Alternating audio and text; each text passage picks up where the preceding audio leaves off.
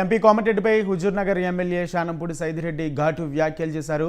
పొద్దున్నే లేస్తే ఏ పార్టీలో ఉంటారో వాళ్ళకి తెలియదని, అన్న ఒక పార్టీ తమ్ముడు ఒక పార్టీ అని సైదిరెడ్డి అన్నారు. తెలంగాణలో హంగ్ అంటూ కోమటిరెడ్డి చేసిన వ్యాఖ్యలు హాస్యాస్పదంగానే ఉన్నాయన్నారు.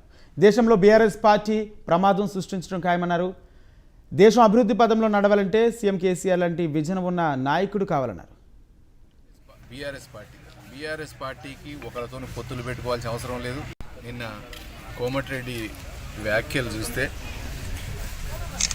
అంటే అసలు ఆయన ఏం మాట్లాడుతాడో ఎవరికి తెలియదు. ఈ రాష్ట్రంలో వాళ్ళ ఇంట్లో తెలియదు, బయట తెలియదు.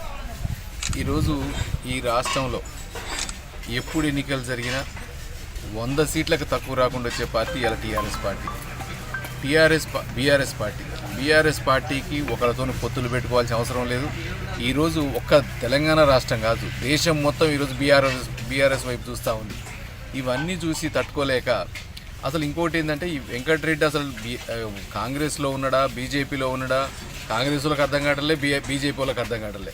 ఎందుకంటే ఈడ మాట్లాడు నల్గొండలో ఒక రకంగా మాట్లాడతాడు, హైదరాబాద్లో ఒక రకంగా మాట్లాడతాడు, ఢిల్లీ పోతే ఇంకొక రకంగా మాట్లాడతాడు. ఢిల్లీ పోతేనేమో నితిన్ గడ్కరీని కలిసాం ఇంకో రకంగా అంటాడు, మోడీని కలిసి ఇంకో రకంగా మాట్లాడతాడు, ఈడికొచ్చి ఇంకో రకంగా మాట్లాడతాడు. ఇవన్నీ ఆయన తమ్ముడేమో బీజేపీ, ఆయనేమో కాంగ్రెస్ అంటాడు. కానీ కాంగ్రెస్ వాళ్ళకి ఎంత అధోగతికి పాలైందంటే కాంగ్రెస్ ఈరోజు ఒక మనిషి ఏదన్నా వ్యతిరేకంగా అన్నా వాళ్ళ మీద చర్య తీసుకునే పరిస్థితులు లేకుండా అయిపోయింది. ఎవరు ఏ పార్టీలు ఉండరు, అసలు ఎవరు కాంగ్రెస్ ఉన్నారా, ఈ కాంగ్రెస్ నుంచి బయటికి పోయారా తెలవట్లే.